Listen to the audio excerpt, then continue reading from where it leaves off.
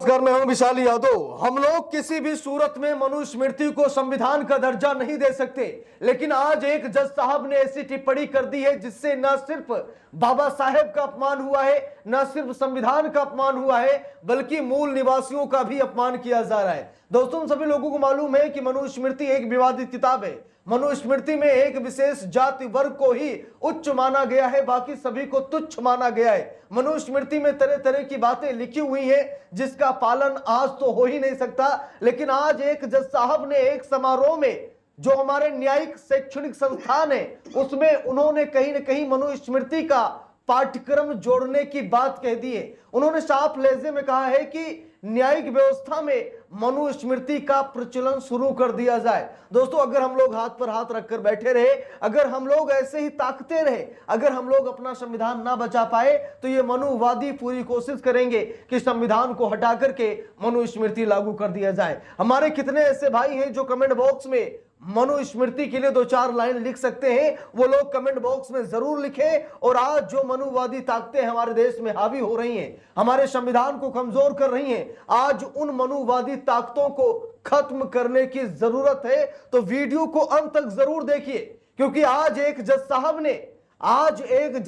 ने यह कहा है कि न्याय व्यवस्था में मनुस्मृति का प्रचलन शुरू कर दिया जाए। जरा देखिए, यहां पर लिखा भी है, अपनी जड़ों से कटे हुए एनएलयू स्टूडेंट दी जानी चाहिए मनुस्मृति, अर्थशास्त्र और भारतीय मूल्यों की शिक्षा, जस्टिस धर्माधिकारी। तो जस्टिस धर्माधिकारी ने कहा कि भाई न्यायिक व्यवस्था में यानी एनएलयू में, न्यायिक प्राधिकरण में मनुस्मृति को जोड़ा जाए।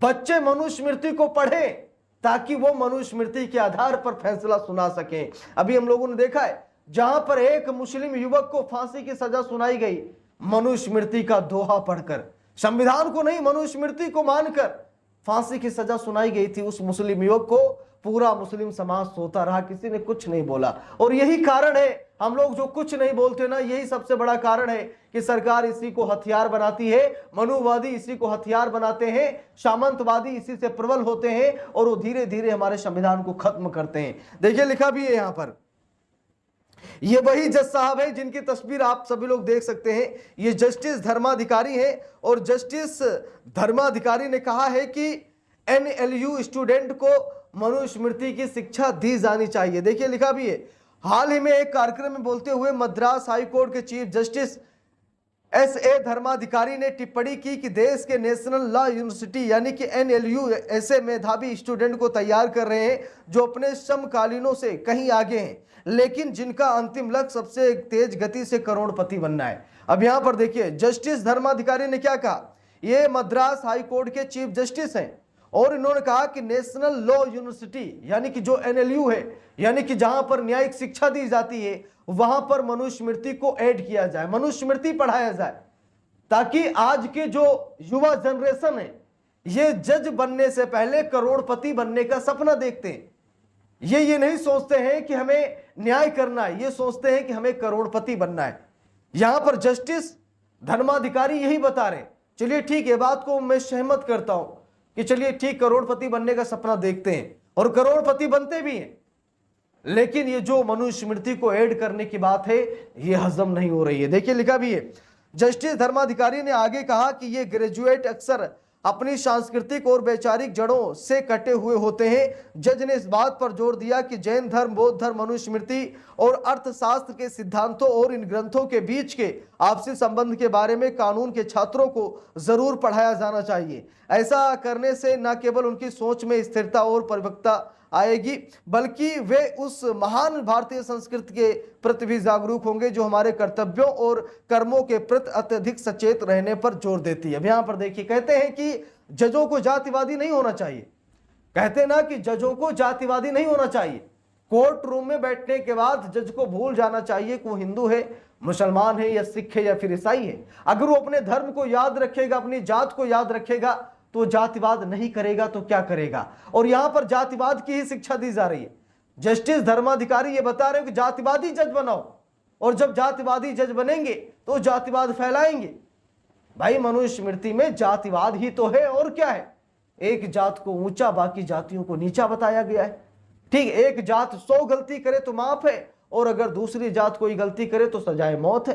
क्या मनुस्मृति के आधार पर ऐसा मतलब लागू होना चाहिए? देखिए लिखा भी है खबर में, जज ने क्या कहा, लिखा है हम लगातार ये देख रहे हैं कि भले ही एनएलयू ऐसे मेधावी छात्रों को तैयार कर रहे हैं जो अपने समकालीनों से कहीं आगे हैं, हालांकि इसकी एक कमी यह है कि वो सबसे तेज गति से करोड़पति बनने के अंतिम लक्ष्य के साथ ग्रेजुएट हो रहे हैं। उनमें से ज्यादातर स्टूडेंट अपनी सांस्कृतिक और वैचारिक जड़ों से पूरी तरह से कटे हुए हैं, चाहे वो जैन धर्म, बौद्ध धर्म, मनुस्मृति या अर्थशास्त्र के सिद्धांत हो। इन सभी ग्रंथों और समृद्ध साहित्य के आपसी संबंधों के बारे में सभी लॉ स्टूडेंट को अनिवार्य रूप से पता होना चाहिए। यह न केवल उनकी सोच में स्थिरता और परिपक्वता लाएगी बल्कि उन्हें उस महान भारतीय संस्कृति से भी प्रति जागरूक करेगा जो हमारे कर्तव्यों और कर्मों के प्रति अत्यधिक सचेत रहने पर जोर देती है, जिसके लिए हम इस महान देश में इंसान के रूप में पैदा हुए हैं।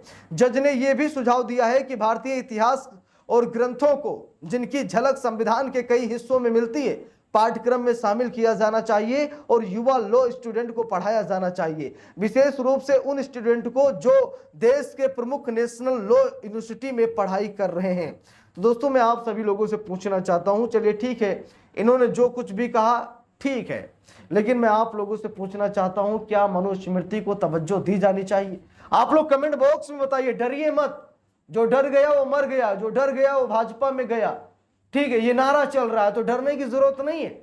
आप लोग सच में बताइए, कमेंट करके बताइए कि क्या मनुस्मृति की जरूरत इस देश को है, जहां पर बड़े पैमाने पर ऐसी आबादी हमारे देश में रहती है जो मनुस्मृति का विरोध करती है। ठीक है, बड़ी आबादी देश की मनुस्मृति को तवज्जो नहीं देती है। तो क्या उस देश में लॉ यूनिवर्सिटीज में क्या ऐसी किताब का प्रचलन शुरू किया जाए? क्या जजों को मनुवादी बनाया जाए? क्या जजों को जातिवादी बनाया जाए? क्या जज जातिवाद करने लगे? क्या यह सही होगा देश की न्याय व्यवस्था के लिए?